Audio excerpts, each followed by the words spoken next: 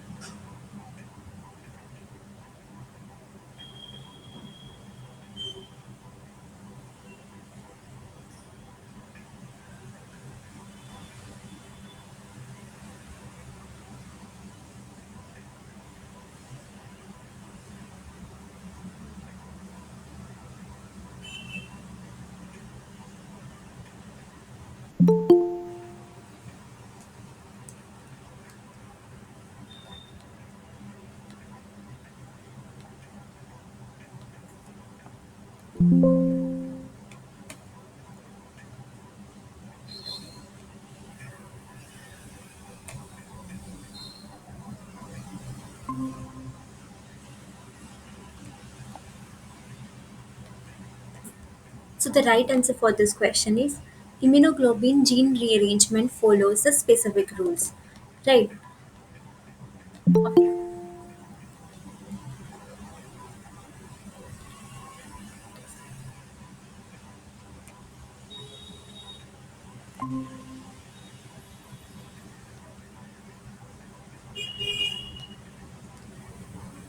So the right answer for this question is option D. We know that immunoglobulin gene rearrangement follows the specific rules in the light chains. This V variable and the joining segments they recombine. While in heavy chains, what happened? The process occurred in two steps. First, this diversity segments join the J segments, and then this V segment join the DJ units. And we know that each V gene is preceded by the this leader sequences that helps in the protein synthesis. Therefore, we know that a variable and joining segments they recombine, and in heavy chains happens in the two steps. And also we know that these genes are preceded by this leader sequences.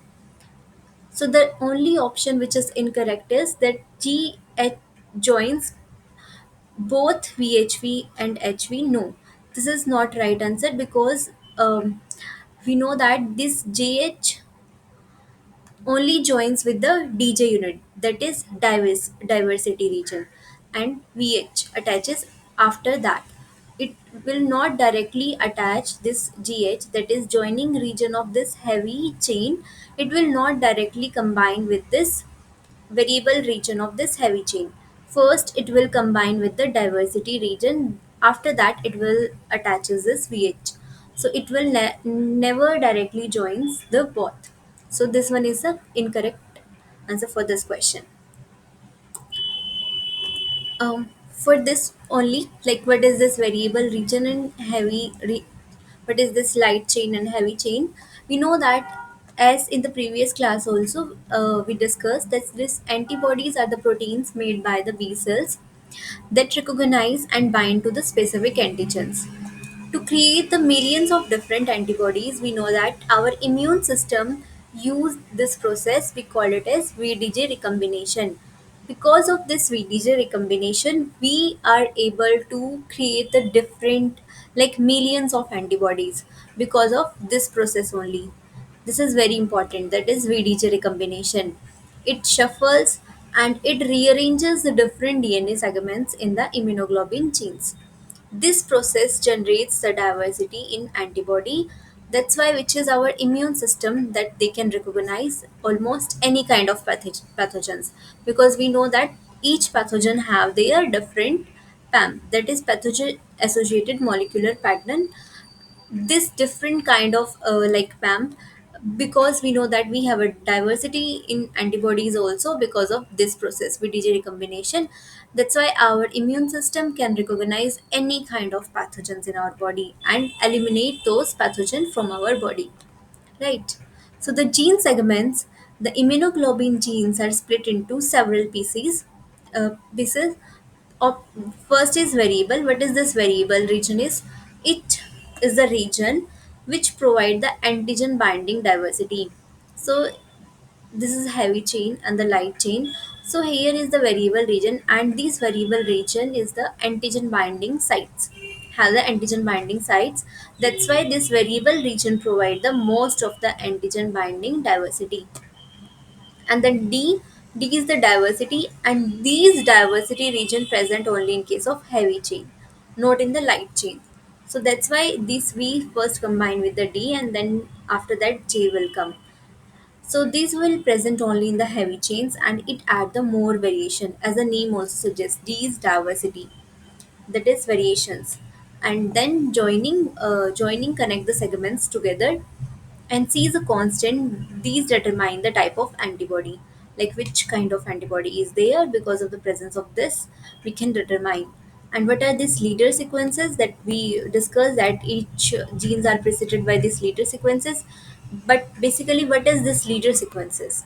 So these leader sequences is a small piece of DNA before each V gene that helps the final antibody proteins under the endoplasmic reticulum during the production.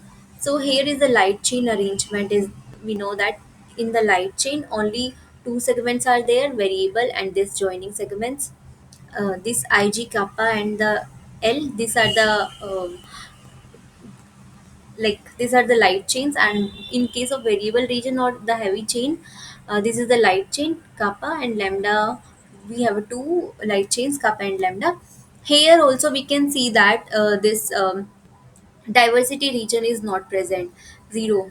So but this diversity region is present in case of heavy chain only. So the rearrangement which happens in case of light chain is this V joins the J, that is Vj, then it will form this Vj recombined gene and antibody light chain. But in case of heavy gene arrangement, what happens in it happens in the two steps. One is this D joins the J, this diversity joins the joining region, this DJ unit. Um, a second. So here, um, and after that, this V joins the DJ units. So these will form then VDJ recombined gene, and it will form this heavy chain. So like that. So it will never combine with the directly with this region. First, it will this this variable region never combine with this J units directly. In the statement also we can see that in the statement it mentioned that this J region it will join directly with the variable region, but here we can see that it will not directly combine. First this diversity regions join with this J segments and this DJ unit will form, then this DJ unit will combine with this V and it will form the VDJ recombined gene. So that's why the option C is the right answer.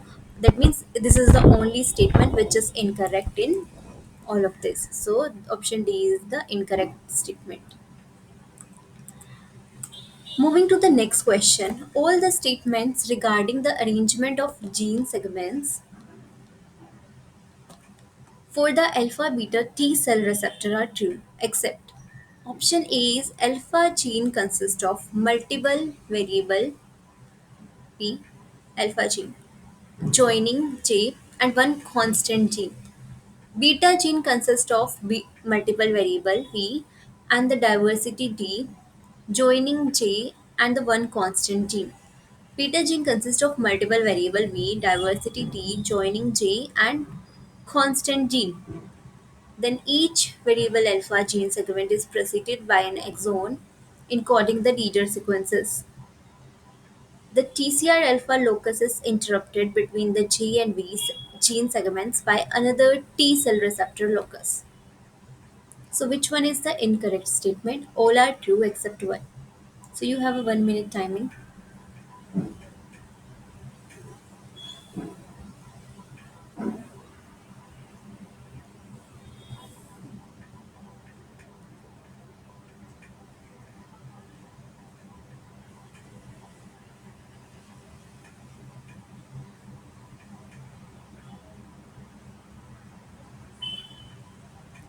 Anyone want to answer for this question?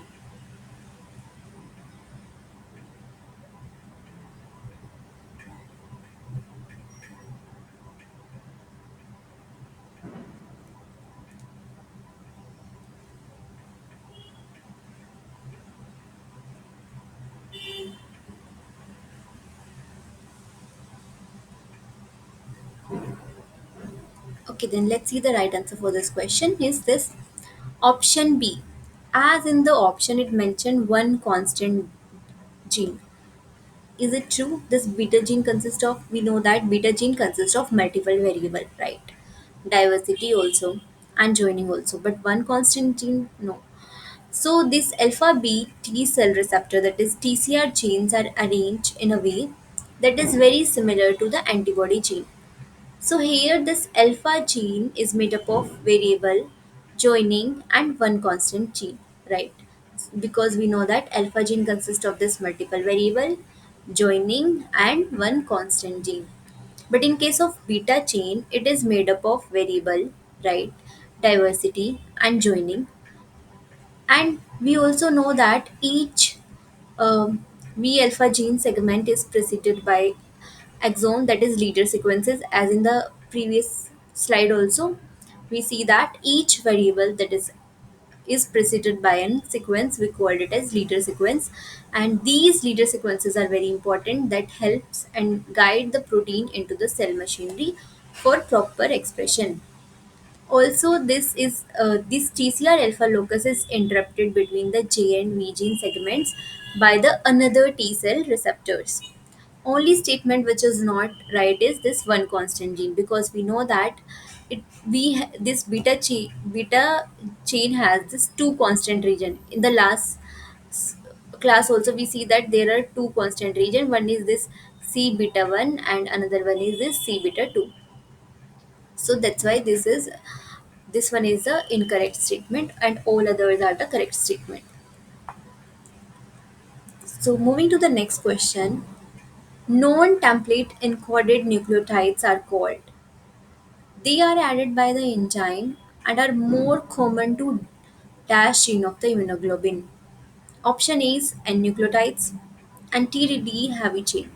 Option B is this is non-templated encoded nucleotides are called the P nucleotides and they are added by the TDD enzymes transferase terminal deoxytransferase and this heavy chain.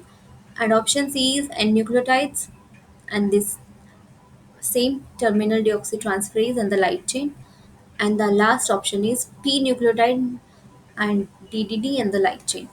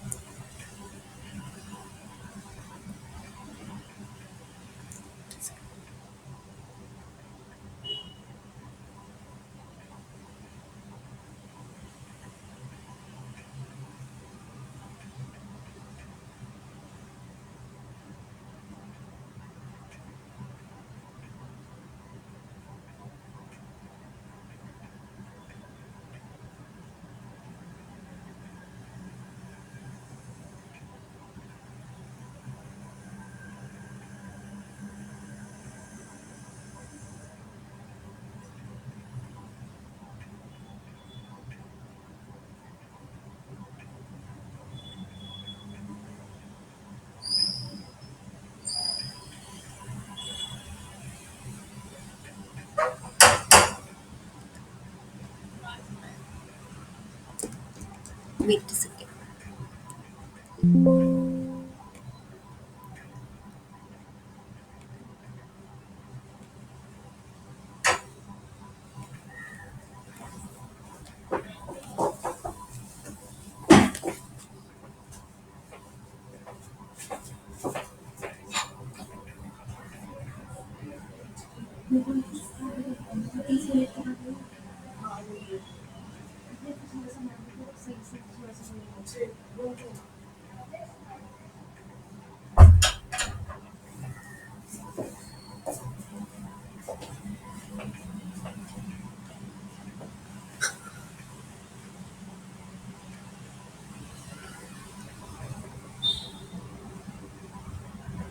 So the right answer for this question is that these non-template encoded nucleotides are called the N-nucleotide and they are added by the enzyme. Sometimes extra nucleotides are added and they do not come from the original DNA template, and these are called the N-nucleotide.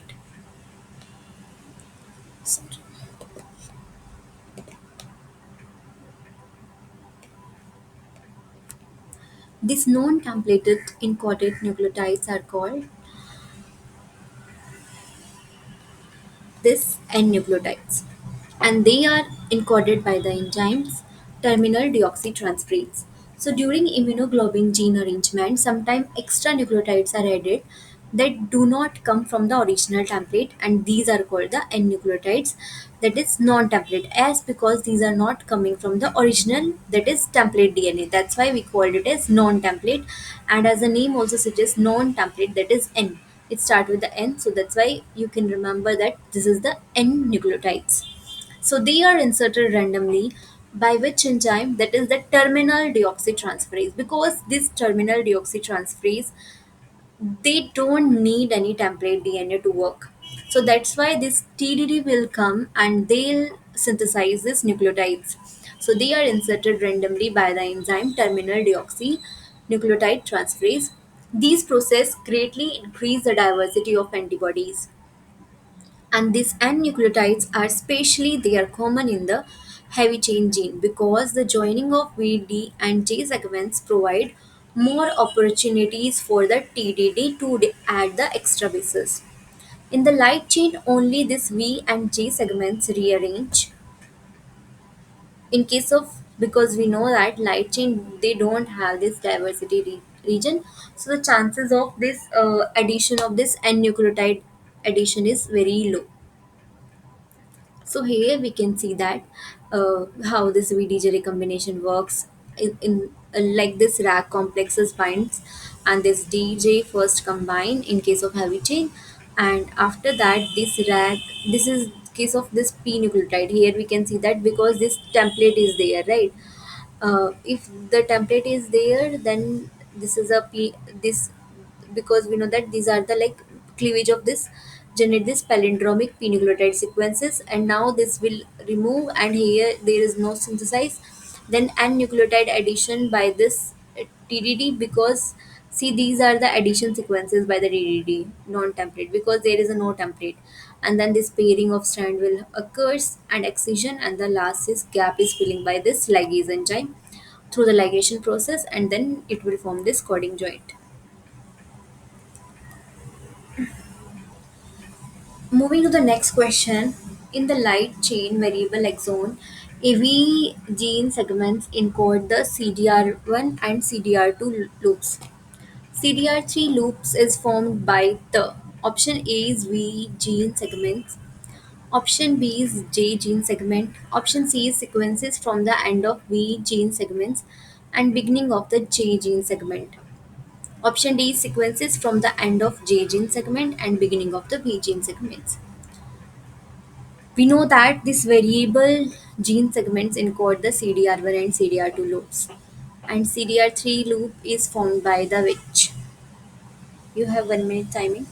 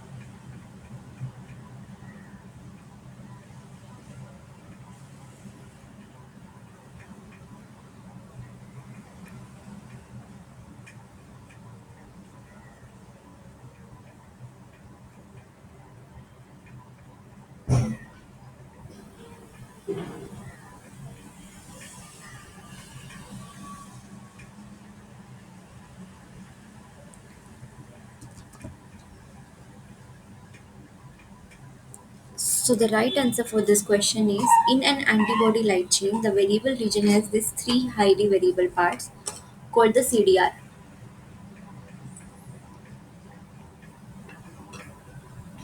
We called it as complementary determining regions which directly contact the antigen.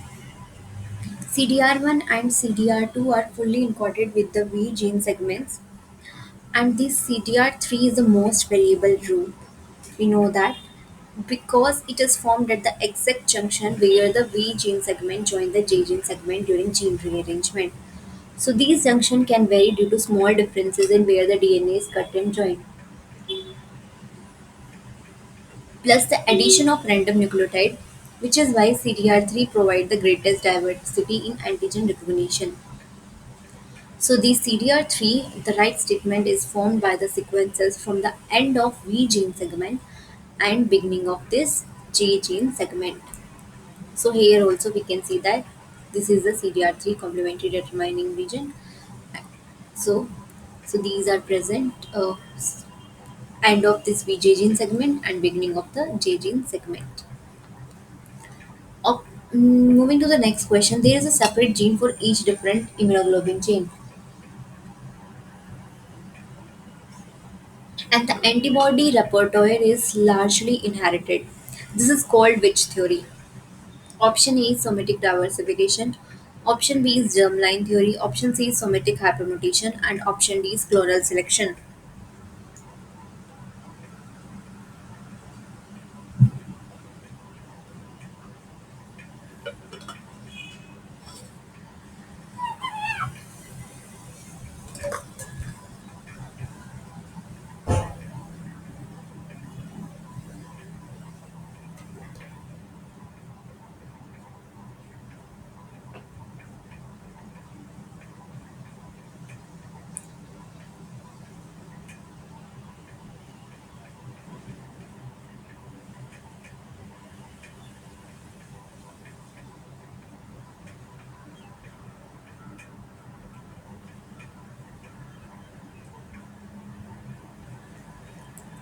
Very like statement based question. So the this right answer is the germline theory, because in the statement says that each antibody claim has its own separate genes, and this full antibody repertoire is inherited from the parents, and this here is inherited. So that means this idea is known as this germline theory, and this is the old theory. Now no one believes that more. According to this old theory, this our genome would contain a huge number of genes, one for every possible antibody. However, we now know this is not correct. Instead, antibody diversity is mainly generated by the somatic diversification, uh, and which processes VDJ recombination, junctional diversity, somatic hypermutation. Still, the statement in the question directly matches the germline theory. So the right answer is this germline theory. Moving to the next question, the co-expression of IgD and dash at the surface of mature B cells are derived from the same pre-mRNA transcript by alternative dash. Option A is IgA splicing. Option B is IgM and splicing. Option C is IgG. Oh, sorry. Here the right answer is the with the statement only mistake. Oh. So the right answer is IgM and the splicing. This mature naive B cells, they express the both IgM and IgD on their surface, and these two immunoglobulin have the different constant region, C mu for this IgM and C delta for IgD, but they share the same variable region, same antigen specificity. Importantly, they are produced from the same heavy chain pre-mRNA transcript. The decision whether the transcript will give rise to IgM or IgD is determined by this alternative splicing of the pre-mRNA. So moving to the next question, when the two gene segments undergoing rearrangement, the B and G gene segment in this example, are arranged in the same transcriptional orientation in the chromosome, then option A is juxtaposition of the RSS results in the looping out of the intervening DNA, which is released in the form of closed circle. Option B is juxtaposition of the RSS results in the looping out of the intervening DNA, which is retained in the inverted orientation. Option C is juxtaposition of the RSS results in the coiled configuration of the intervening DNA, which is retained in inverted orientation. Option D is juxtaposition of RSS results in coiled configuration of the intervening DNA, which is results in the form of closed circle.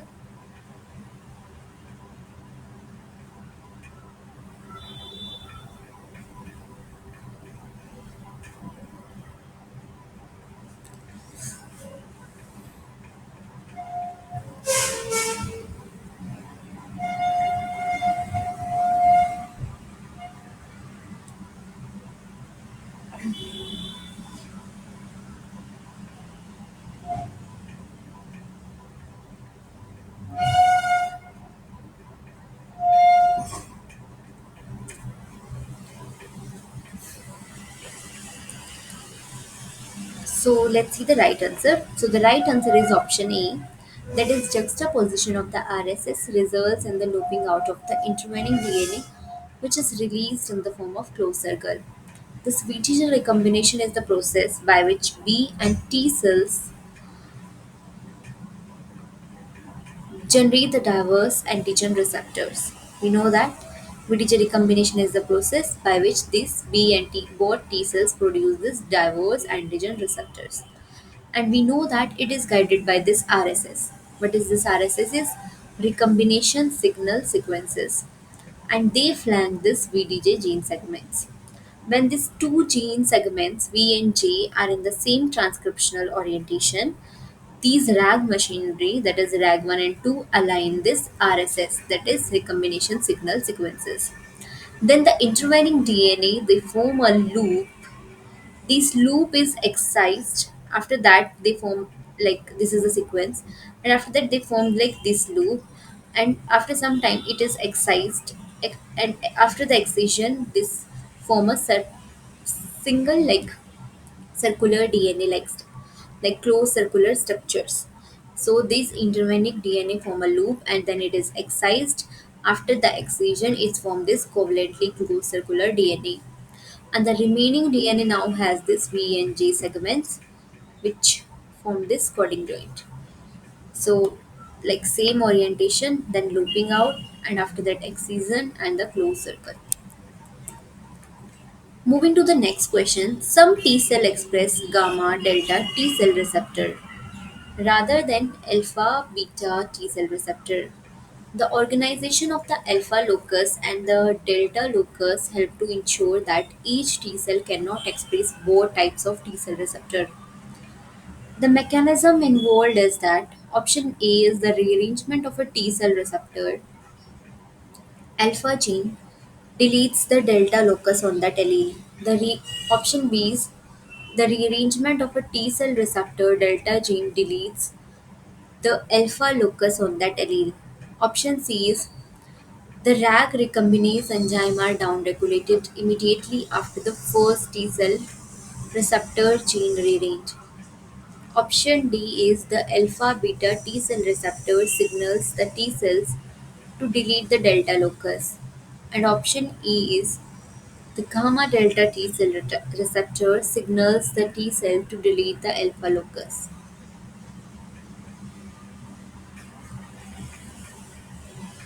If you have 1 minute timer.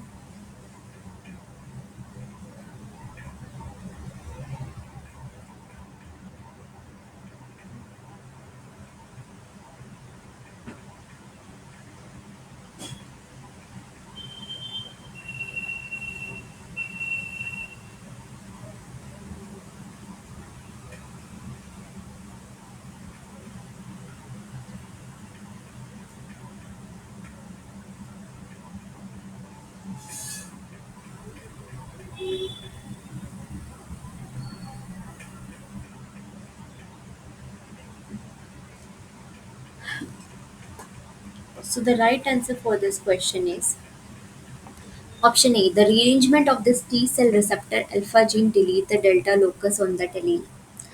So we know that these are the two type of T cell receptor. One is this alpha beta and another one is gamma delta. So this TCR alpha beta, majority of the T cells in human have this TCR alpha beta 90 to 95%. And this gamma delta T cell receptors, that is the TCR gamma delta, only a small population like 5 to 10% is found in this epithelial tissue. So each T cell expresses only one type, not never, it will never present the both type of receptors.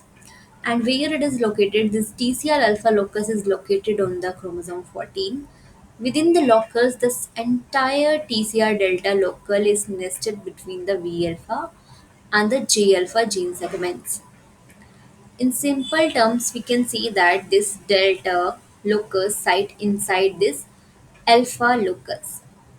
If this alpha chain rearrangement occurs first, then the recombination machinery RAG1 2 joins the V alpha segments to a J alpha segments. And what happen is during this process, this entire delta locus which lies in between the V and J is looped out and is permanently deleted. This make it impossible for the T cells to ever produce this delta chain, right? Then the cell is now committed to become alpha beta T cells. And how it did form the gamma delta? If gamma and delta chain rearrange successfully first, the delta locus is used to form the delta chain. In this case, the alpha rearrangement do not proceed and the cell become gamma delta T cells. Why this is important? Like we know that without this rearrangement, a single T cells might try to express both alpha beta or gamma delta receptors. Yeah. So then it will leads to the very confusion in the T cell signaling and developments. That's why it is important to divide into the alpha beta and the gamma delta T cells. By embedding this delta locus inside the alpha locus, immune system enforces a one-way decision. That's why alpha rearrangement delta is deleted and the alpha beta T cells will be there. And like gamma delta rearrangement is successful, in that case no alpha rearrangement is there and gamma delta T cells will be there. So the mechanism involves the rearrangement of T cell receptor alpha gene, and we can see that when this is the rearrangement, it will delete the delta locus on that allele, right? So that no confusion will happen in the T cell signaling and developments. So that's why it will delete and no delta will be there. And this is discovered by the Chen et al. And Nature paper will come in 1987, which discovered that this T cell receptor delta gene is located within this TCR alpha locus, and it is normally deleted during the early TCR alpha rearrangement. This means that this TCR delta gene is not an independent locus, but it is lie inside the TCR alpha locus. Further, there's a process of TCR alpha rearrangement, which is crucial for T cell development and involve the deletion of nested TCR delta gene. Moving to the next question. One striking feature of TCR interaction with peptide MHC complex is that amino acid residues in the MHC proteins are as important to the TCR binding strength as are amino acid residue in the pathogen-derived peptides. The feature is in contrast to antigen recognition by antibodies, which is a direct interaction that is independent of other host protein.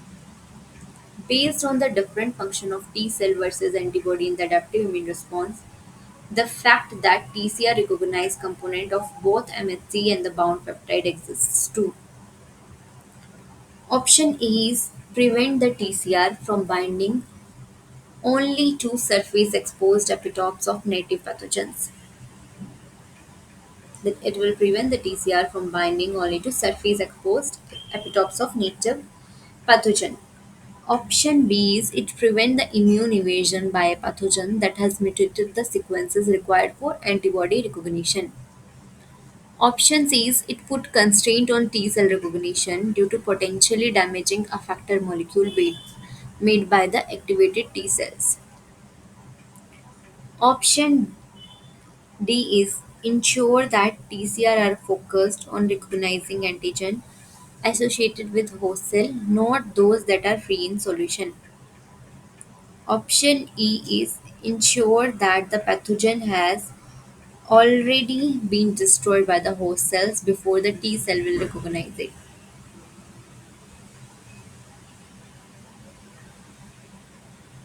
So you have 1 minute, 2 minute timing.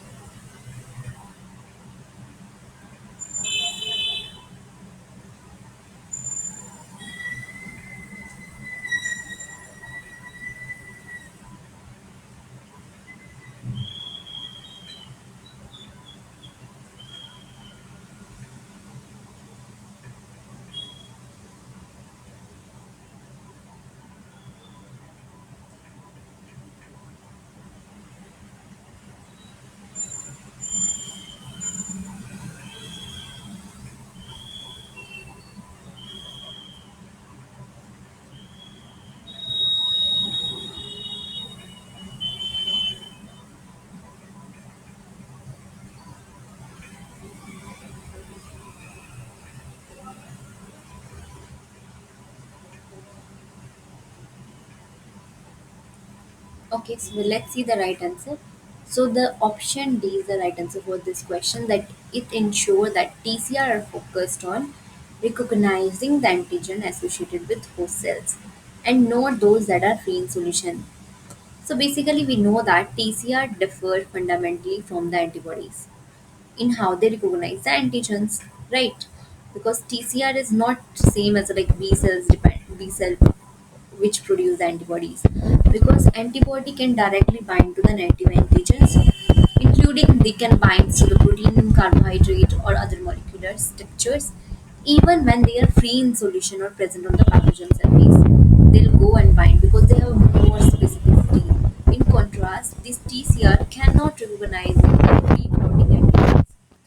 They only recognize, we know that TCR, how it will recognize this through the MHC complexes, right? When this macrophage will come, it will process this antigen and then it will sending the signals like this peptide fragments of this antigen to this TCR. So only in that way only this TCR can recognizing the antigens. Not they cannot recognizing this free solutions, right? So that's why it is ensure that the TCR focus on recognizing antigens associated with host cells, not those that are free in solution. A striking feature of this interaction is these TCR binds not only the pathogen-derived peptides but also to the amino acid residue of the MHC itself, so that it can making the both peptide and MHC equally important for recognition. This dual requirement ensures that the T cells are restricted to monitoring the antigen in the context of host cells rather than reacting to free antigen in the extracellular space. Functionally, this is very crucial because T cells act primarily against the intracellular pathogens such as viruses and certain bacteria, and against abnormal host tissue cells such as cancer cells. By this requiring the MHC recognition, the immune system ensures that T cells only respond to the cells that are infected, stressed, transformed, while this antibody handles the soluble or extracellular antigen. So this ensures that these are focused on the recognizing antigen which is associated with the host cells, not that are present in the free solution. It will never ever binds with the antigen which is present in the solution. So this is the basic signaling, that is two types of TCR. Here also we can see that this is the antigen presenting cell, that macrophages and all. Through this MHC only it shows this processed antigenic peptides to this T cells, and through this signaling only it can recognize the antigen, not like in the solution. In the solution, if there is some antigen, it will never ever binds and never ever recognize. It will binds with the processed antigen by this APCs through the MHC complex, right? So moving to the next question, last. The B cell receptor or secreted version of antibody is made by the B cells by using option A is different heavy chain class but the same light chain transcripts. Option B is different light chain class but the same heavy chain transcripts. Option C is differentially splicing of the same heavy chain transcript. Option D is differential splicing of the same light chain transcript. So you have 2 minutes timing.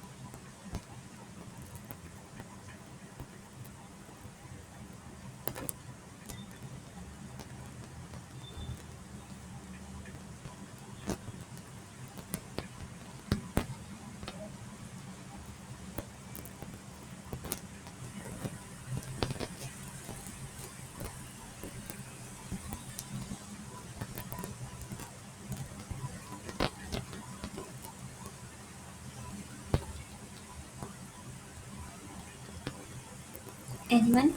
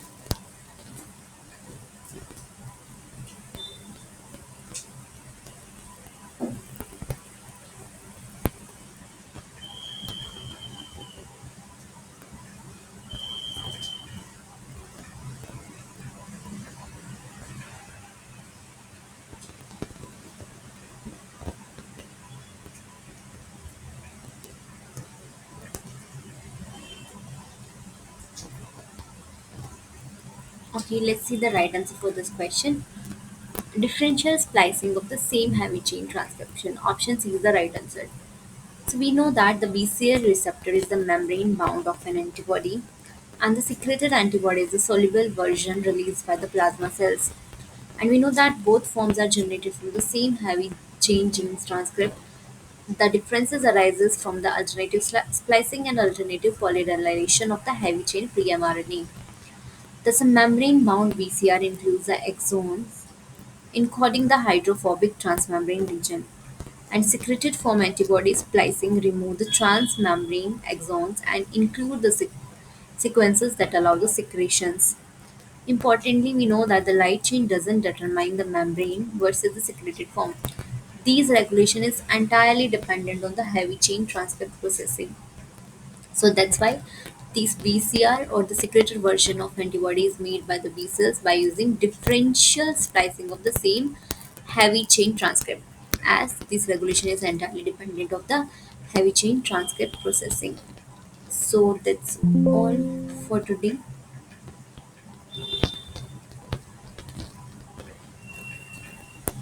Thank you.